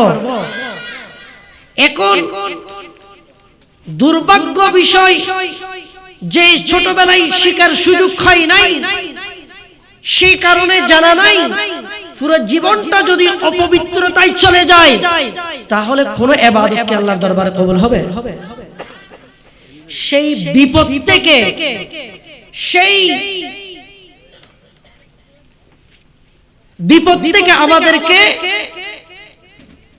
রক্ষা করেছেন, আমাদেরকে সুন্দর একটা ব্যবস্থা দিয়েছেন আমার হুজুর কেবলার পক্ষ থেকে, যে দাওয়াতুল খায়র। সুবহানাল্লাহ। সেখানে বিভিন্ন মাসালা মাসাইল আলোচনা হয়। আজকের মাহফিলে আমি আপনাদেরকে গোসলের ফরজটা বলবো। কি বলেন? আপনারা শুনবেন। গোসলের ফরজ কয়টি?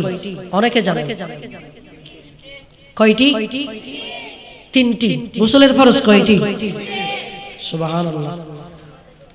এই ছোট ছোট ফল বেশি জানে। মাশাআল্লাহ মাশাআল্লাহ। আগামী দিন অন্যার এলাকার বড় বড় সম্পদ হবো, এক একজন এক একটা সম্পদ, এক একজন এক একটা সম্পদ। আল্লাহ পাক আজকের মাহফিল থেকে কবুল করুন, আমিন। ইসলামের এক একজনকে সুন্নিয়তের মর্দে মুজাহিদ হিসেবে কবুল করুন, আমিন। গোসলের ফরজ কয়টি? এক নাম্বার, আমরা গড়গড়া বলি না, পানি নিয়ে মুখে গড়গড়া করে কি করা?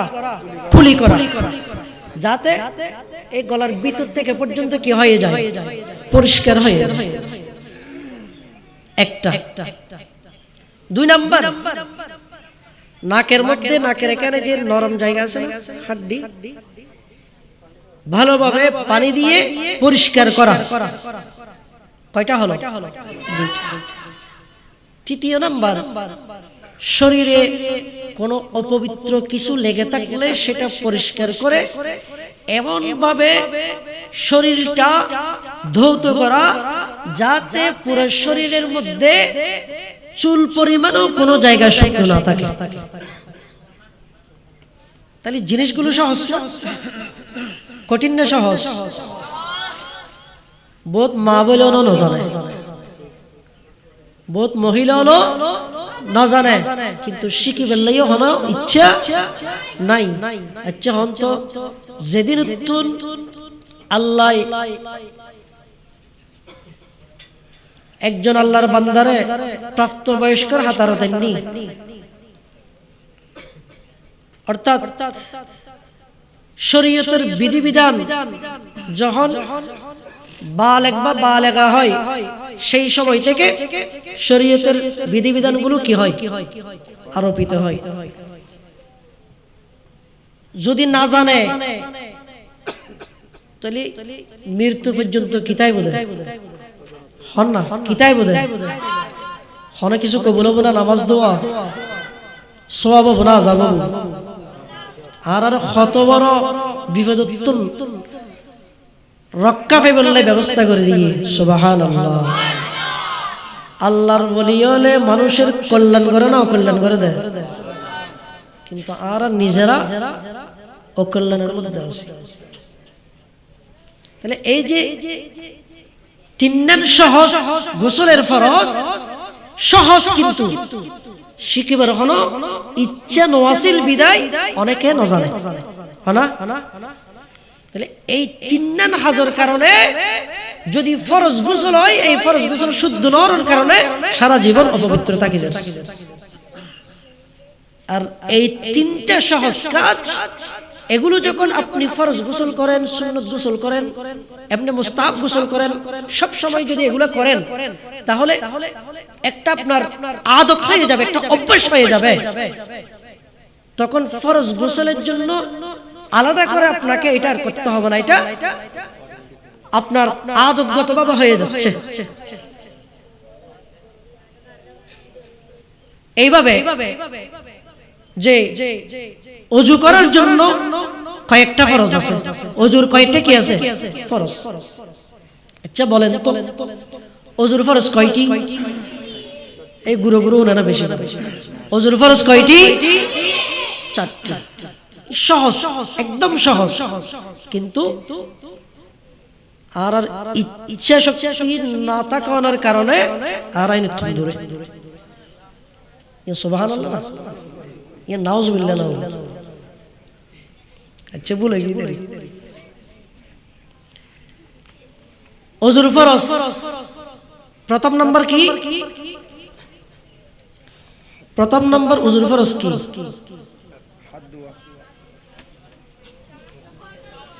কি দোয়া?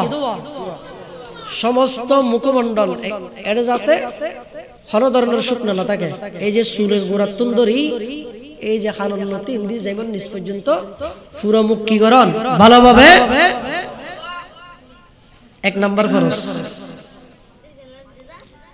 দোনো হাত এই যে কোনি আছে কোনি এবারে কি হন আমরা কোনি ইবে সহ ইবে বাদ দিয়ে না ইবে শুকনা তাইলে তো এই কোনি সহ উভয় হাত দেওয়া এটা হলো উযুর 2 নাম্বার ফরজ মাথা 4 ভাগের 1 ভাগ মাসে করা 4 ভাগের পুরা মাথার 4 ভাগ করলে 1 ভাগ মাসে করার নাম কি ফরজ তো পুরা মাসে করলে কি কোনো সমস্যা আছে না পুরা মাসে করলে সুন্নাত আদায় হবে সুন্নাত ফরজ আদায় হইব কই বলদি 3 নাম্বার ফরজ চতুর্থ নাম্বার পায়ের যে এখানে একটা গিরা আছে টাখনু কি বলা হয় টাখনু এই গিরা টাখনু এটা সহ দেওয়া এটা কি এটা বাদ দিয়ে না এটা শুকনা রাখা যাবে না এটা সহ কি করা দৌত করা এই 4টা সহজ ওযুর ফরজ এই 4টা সহজ কাজ না জানার কারণে অনেকের ওযু শুদ্ধ তো ওযু যদি শুদ্ধ না হয় কি নামাজ হবে দেখেন একটা কথা মনে রাখবেন যে ফরজ অঙ্গগুলো ধৌত করা এখানে যদি বিন্দু মাত্র শুকনা থাকে ফরজ আদায় হবে না এখন তো শীতের সময় আমরা হয়তো আমাদের মধ্যে এমন অনেকে থাকতে পারেন যে পানি ঠান্ডা বিদায় একটু পানি ঢেলে দিলাম ভালো মতো কি করলাম না ধৌত করলাম না তাহলে শুকনা থেকে যাওয়ার সম্ভাবনা আছে যদি শুকনা থেকে যায় তাহলে ওযু হবে যদি শুকনা থেকে যায় ওযু হবে না এজন্য হাত ধোয়ার সময় আঙ্গুলগুলো ভালো মতো কি করবেন খিলাল করবেন পা ধোয়ার সময় আঙ্গুলগুলো ভালো মতো কি করবেন খিলাল করবেন মুখ ধোয়ার সময় দাড়ি ভালো মতো কি করবেন খিলাল করবেন যাতে শুকনা না থাকে কোনো জায়গা যাতে কি না থাকে শুকনা না থাকে ওযুটা যাতে পরিপূর্ণ হয়ে যায় আচ্ছা এইভাবে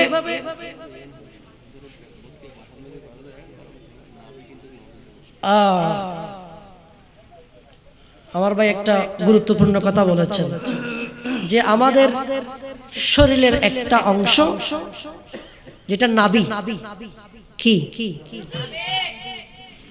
নাভির মধ্যে কিন্তু সহজে পানি ভিতরে প্রবেশ এটা আঙ্গুল দিয়ে ভালোভাবে সেই নাভিতে পানি পৌঁছাতে হবে তাই শুকনা থেকে গেলে কি হবে না গোসল হবে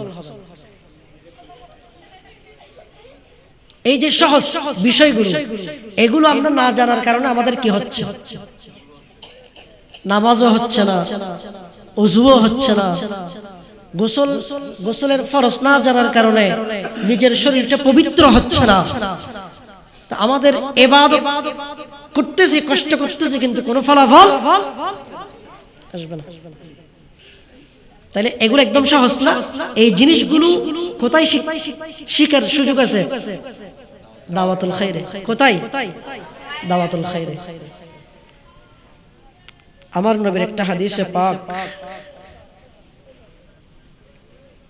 যখন মুরব্বি যারা মুরব্বি অভিভাবক মুরব্বি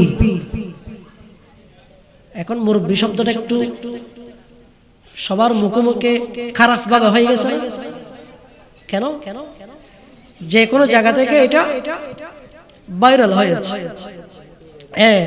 আর মুবিন সাহেব হই শব্দ কিন্তু বালা কিন্তু বাইরে নবীর সম্বন্ধে বাইরে ইদা হতুন খারাপ মুখ উত্তর হন না হন জবান উত্তর খারাপ জবান উত্তর এটার লাইভ এখন কি হয়ে গিয়ে এই বাতাসিবা আরো হদিন তাই পারে কিন্তু ইবে তো খারাপ জিনিস না মুরব্বি কি খারাপ শব্দ না ভালো শব্দ সম্মানী শব্দ ইজ্জতের শব্দ কিন্তু বাইরে নবীর সম্বন্ধে বাইরে ইদা হার মুখ দি বেয়াদবের মুখ দি এটার লাইভে কি হয়ে গিয়ে খারাপ হিসেবে বাইরে লই আচ্ছা আন নবীর হাদিসে পাক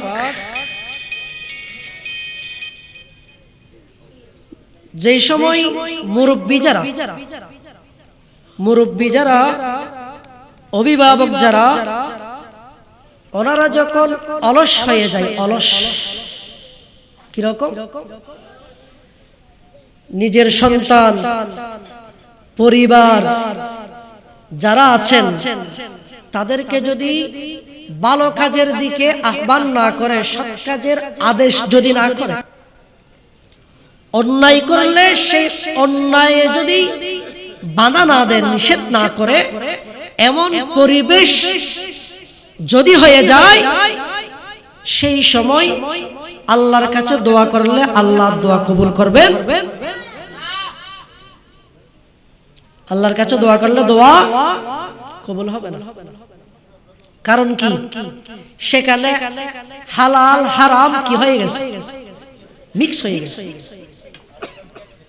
বহুত অভিভাবক আছে ফুয়া বেশি বেশি টিয়া আমার দিতে লাই, ফুয়ার ইনকাম বেশি দেয়, এই ইনকাম দিয়ে সুন্দর একখান ঘর গড়ল, মসজিদে যাই দুই রাকাত শুকরানা নামাজ পড়ে, আছে না? শুকরানা নামাজ পড়লে হয় বাপে মাই মুরব্বী, এখন ফুয়ার হিসাব করে চাইলে ফুয়া ধরুন চোরি করতে মাসে 50,000 টাকা, এক বছর চোরি করল, গরম মধ্যে খরচ লাগাতে মাসে 30,000 টাকা, তাহলে আত্মাকের হতো 20,000, এক বছর 20,000 টাকা হিসাব করলি বছরে হতো জি 2,40,000, কিন্তু এক বছর চোরি করিয়ে 50 লক্ষ টাকা খরচ করিয়ে ফুয়াই ঘর গজ্জে দেয়, বাবা যাইরে শুকরানার নামাজ পড়ে, এই লোভ আছে না? আছে না নাই? বাপে ফুসন নলদ ফুট চোরি করতে 50,000 টাকা বেতন, গরত খরচ হতে মাসে হতো 30,000, তোর খরচ বাদ দিলাম, বছর শেষে যাইরে এই চোরি টাকা দিয়ে 50 লাখ টাকা খরচ করি ঘর কেন করলি? ইসেবিয়ান নলের শুকরানা নামাজ পড়ার, এই শুকরানা নামাজ হুককে যাব, উর্মিকে যাব না নিচে মিকে যাব, ইল্লা আছে না? বহুত কে খুশি হয়ে যাবে, খুব নিজরে ইয়া করে হয়। আর হাফেজে কোরআন এবছর তারাবি ভরাই 50,000 টাকা পাই, এলে করি না হয় হড়ে দোয়ানোর সামনে হয় না? না হয়। আর ফজিং গাড়ি কিননি হুন্ডা ইয়েন 5 লাখ টাকা 7 লাখ টাকা, খুব নিজের একটা ইয়া করে হয়, কিন্তু ইমানদারের আদর্শ নয়। ইমানদারের আদর্শ দিয়ে আল্লাহ যদি নিয়ামত দে, নিয়ামতের শুকর এমন ভাবে করো যাতে সেই নিয়ামত পাওয়ার পর মুমিনের কলবে অহংকার এসে ঈমানকে ধ্বংস করতে না পারে। সুবহানাল্লাহ। যাতে অহংকার এসে ঈমানকে কি করতে না পারে, ধ্বংস করতে না পারে। অহংকার এটা বড় খারাপ জিনিস। এই ধরনের বিচার বিশ্লেষণ, ভালো মন্দ বিবেচনা যখন মুরব্বিদের থেকে উঠে যাবে, সেই সময় আল্লাহর প্রিয় মাহবুব ইরশাদ করেন, তখন আর তাদের দোয়া আল্লাহর দরবারে কবুল হবে না। দোয়া আল্লাহর দরবারে মসজিদে এখন শীতকাল ন, ফজরের নামাজ মধ্যে মুসল্লি হজন হয় মসজিদ,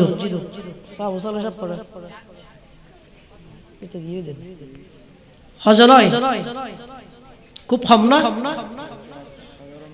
আচ্ছা, কোন ইমানদারের জন্য নামাজের কোন বাধা হতে পারে? তাহলে শীতের কারণে আমরা ফজরের নামাজের সময় ঘরে কেন থাকবো, মসজিদে কেন যাব না? আমরা যদি শীতের কারণে মসজিদ ত্যাগ করি, ঘরে থাকি, তাহলে এটা কি ইমানদারের আদর্শ হবে?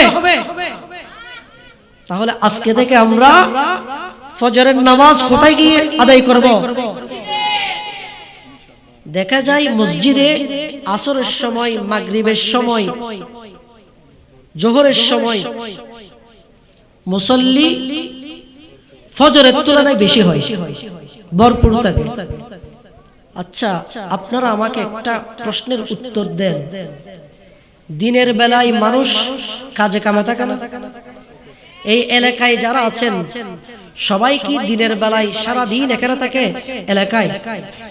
কারো চাকরি আছে, কারো ব্যবসা আছে, নিজের ঘর থেকে অনেক দূরে যেতে হয়, সেখানে গিয়ে নিজের কাজ কাম সেগুলো করতে হয়, ইনকাম করতে হয়, আয় রোজগার করতে হয়।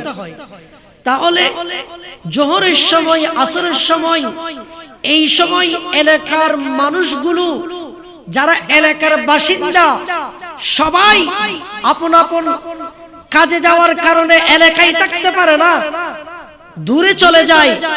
সেই কারণে দুপুরে, আসরে, জোহরে, আসরে মুসল্লি কম হওয়ার কথা। কিন্তু রাত এটা এমন একটা সময়, আল্লাহ পাক বলেছেন ওয়াজআলনাল লাইলা লিবাসা, সূরা নাবা, ওয়াজআলনান নাহারা মাআশা। এই যে রাত, এই যে রাতকে পোশাক বলেছেন, এই রাতে আমরা বিশ্রাম নেওয়ার জন্য ওয়াজআলনা নাওমাকুম সুবাতা, আমরা ঘুমাই কোথায়? রাস্তাঘাটে না, ঘরে। ঘরে না, ঘুমাই। তাহলে যারা বাইরে থাকে, দূরে থাকে, চাকরিতে থাকে, ব্যবসায় থাকে, রাত হলে সবাই কোথায় চলে আসে? বলেন না কোথায়? ঘরে। তাহলে জোহরের সময় যদি এলাকার মানুষ 50 জন ঘরে থাকে আর 50 জন যদি চাকরিতে দূরে থাকে, তাহলে রাতের বেলায় ফজরের সময় 100 কোথায়? ঘরে। তাহলে ফজরের সময় মুসল্লি বেশি হওয়ার কথা, দেখা যায় ফজরের সময় কম, জোহরের সময় বেশি। এটা কেন? তাহলে আমরা অলসতা করে আর মসজিদে যাই না, এটাই তো। আমরা অবহেলা করে মসজিদে যাই না। আমি আমার শুরুতে আমি বলেছিলাম যে মহব্বত, যেখানে মহব্বত এবং আদব নাই সেখানে সফলতা নাই। নামাজ পড়লে নামাজের প্রতি আদবও থাকতে হবে, মহব্বতও। আচ্ছা, আমি ফজরে মসজিদে গেলাম না, এটা কি নামাজের প্রতি আদব হলো, মহব্বত হলো? মহব্বত যদি থাকে মসজিদে যাব না? আজকে থেকে যাবেন তো? কি বলেন? আজকে থেকে যেতে পারবেন তো? নাকি কষ্ট হবে? বেয়াগুন তো মনে না হজ যাবেল্লাই, বেয়াগুন তো যাবেল্লাই মনে নহর। আচ্ছা বাজিয়ল, এই সামান্য শীত ঠান্ডা ইয়েন যদি আর এত কষ্ট হয়ে যায়, এবার চিন্তা করুন আল্লাহর ওলি যারা, আউলিয়া ইকরাম যারা, ওনারা কি পরিমাণ কষ্ট করেছেন, কি পরিমাণ ওনারা কষ্ট সহ্য করেছেন। আপনারা গৌসে পাকের জীবনের মধ্যে একটা ঘটনা জানেন, শুনেছেন যে এশার নামাজ যে উজু দিয়ে আদায় করেছেন, সেই উজুতে ফজরের নামাজ আদায় করেছেন কয়টা বছর? কয় বছর?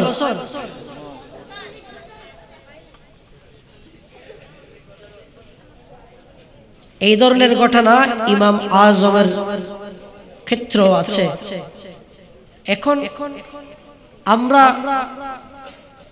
নিজেরা দাবি করি যে আমি গৌসে পাকের অনুসারী, আপনারা সেটা দাবি করেন না? গৌসে পাককে মহব্বত করি, সেটা দাবি করেন তো?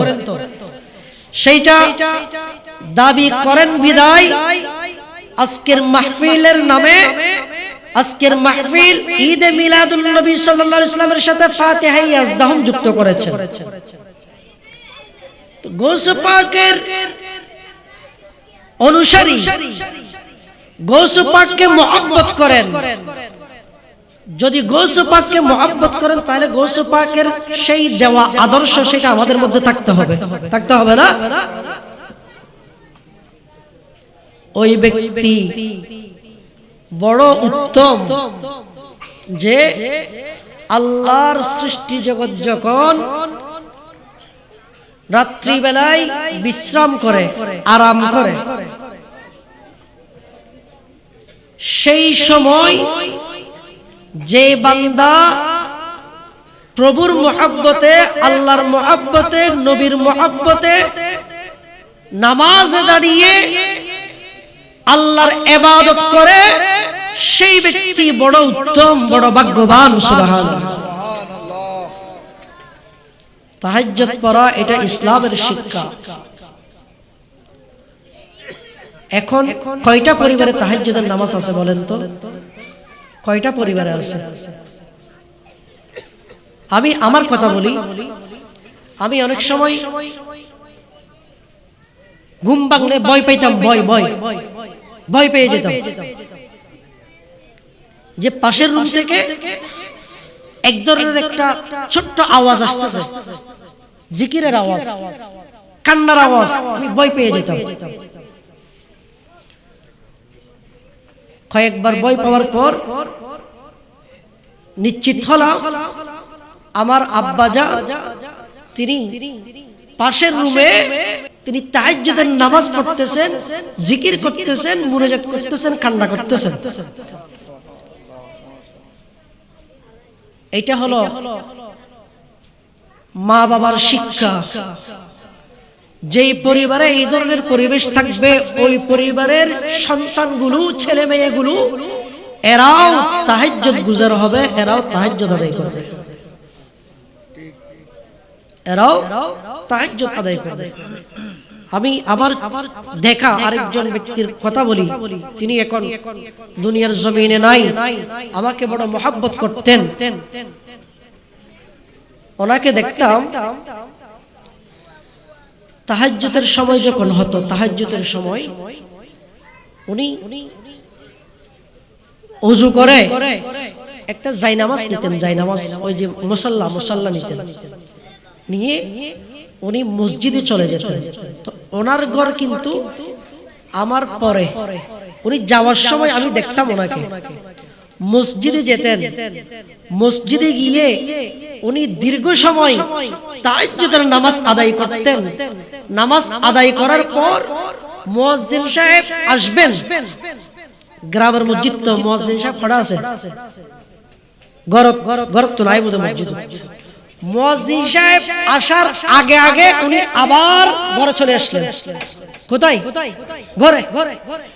মুয়াজ্জিন সাহেব আসলেন, আজান দিল, আজানের পরে উনি আবার, মুসল্লিরা যখন আস্তে আস্তে মসজিদে আসা শুরু করলো, উনিও আবার মসজিদে এসে সুন্নত পড়ে সবার সাথে জামাত আদায় করে নামাজ পড়ে সবকিছু শেষ করে আবার ঘরে আসলেন, যাতে কেউ বুঝতে না পারে উনি মুয়াজ্জিন সাহেব আসার আগে, ইমাম সাহেব আসার আগে, অন্য কোন মুসল্লি আসার আগে উনি এসে তাহাজ্জুদ আদায় করেছেন।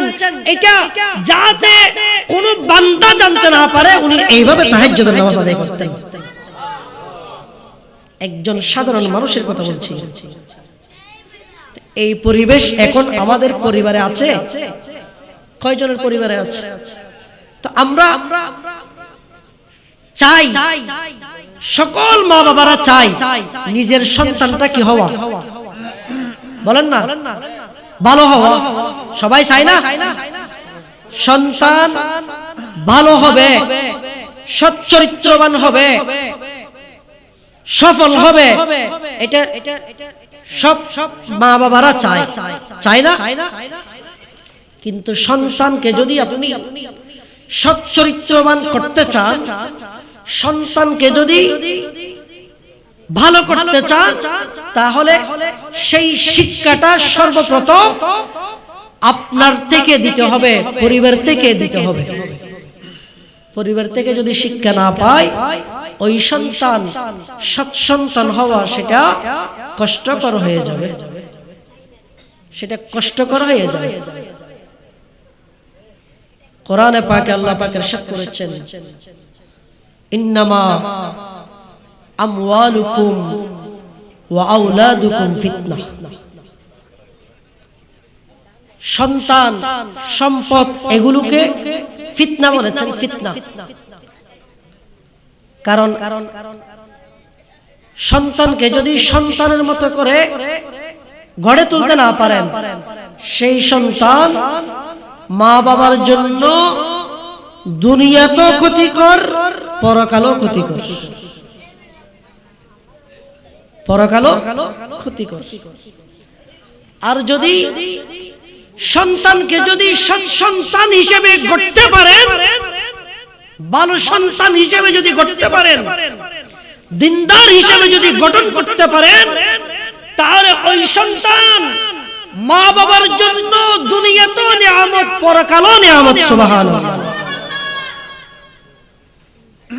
দুনিয়াতেও নিয়ামত, পরকালও নিয়ামত। ওই সন্তান দুনিয়াতে থাকা অবস্থায় মা বাবাকে পেলে মা বাবার সেবা করবে, মা বাবার খেদমত করবে, মা বাবাকে কষ্ট দেবে না, মা বাবার জন্য যা ত্যাগ করবে নির্দ্বিধায় ত্যাগ করবে। বহুত পরিবারত আছে মা বাবার খেদমত করে, খরচ দেয়, ধন দৌলত খরচ করে, টাকা পয়সা খরচ করে। মা বাবা আছে গরম ঘরের তেল্লাই করে দেয়, এল্লো বোধ আছে। আবার এনো সৎ সন্তান আছে মা বাবার লাই মোহাব্বত লই, তাজিমের সাথে যেই সময় জিদ্দুর আল্লাহ তৌফিক দে একদূর খরচ করে, এল্লানো আছে। যেই সময় অন্তরে এটা থাকবে, যেই মোহাব্বতের সাথে যতটুকু আল্লাহ পাক তৌফিক দিয়েছেন, সেই তৌফিক অনুযায়ী মা বাবার জন্য সন্তানের সম্পদ উন্মুক্ত, তখন সেই সন্তান সৎ সন্তান হিসেবে আল্লাহর দরবারে কবুল হবে এবং মা বাবার খেদমতের সেই সওয়াব ফয়জাত অর্জন করবে। সুবহানাল্লাহ। আর যদি করতে হচ্ছে বাধ্য, এমনটা যদি অন্তরে থাকে, তাহলে সেই খেদমত কোনো কাজে আসবে না। এটার জন্য ওই সন্তান গুনাহগার হবে, এটার জন্য সন্তান কি হবে? গুনাহগার হবে। আমার নবী ইরশাদ করেছেন, আচ্ছা আমার আগে তো আপনাদের খতিব সাহেব মা বাবার বিষয় নিয়ে আলোচনা করেছেন। আলহামদুলিল্লাহ, আল্লাহ পাক আমাদের সন্তানদেরকে সৎ সন্তান হিসেবে কবুল করুন, আমিন। আমার নবীর গোলামিতে কবুল করুন, আমিন। আউলিয়া ইকরামের গোলামিতে কবুল করুন, আমিন। আমার নবী ইরশাদ করেন, হুমা জান্নাতুকা ওয়া নারুকা। মা বাবা সন্তানের জন্য জান্নাত, আবার মা বাবা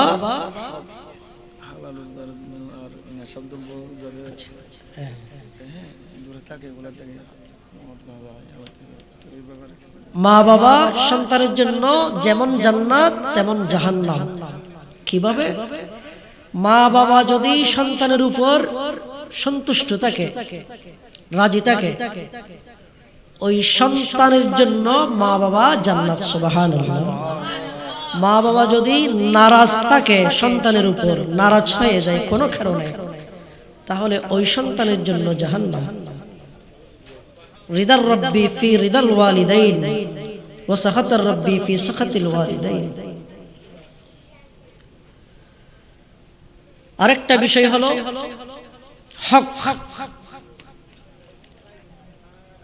আপনি যত ইবাদত করেন না কেন, নামাজ পড়লেন, রোজা রাখলেন, সবকিছু আছে, হাসরের ময়দানে এমন অনেক আল্লাহর বান্দারা বিশাল বিশাল সওয়াবের অংশ নিয়ে উঠবে, সওয়াবের বিশাল বিশাল অংশ তাদের কাছে থাকবে, কিন্তু দেখা যাবে এক একজন আল্লাহর বান্দারা এসে তার বিরুদ্ধে অভিযোগ করবে যে আমি এই বান্দার কাছে হক পাবো,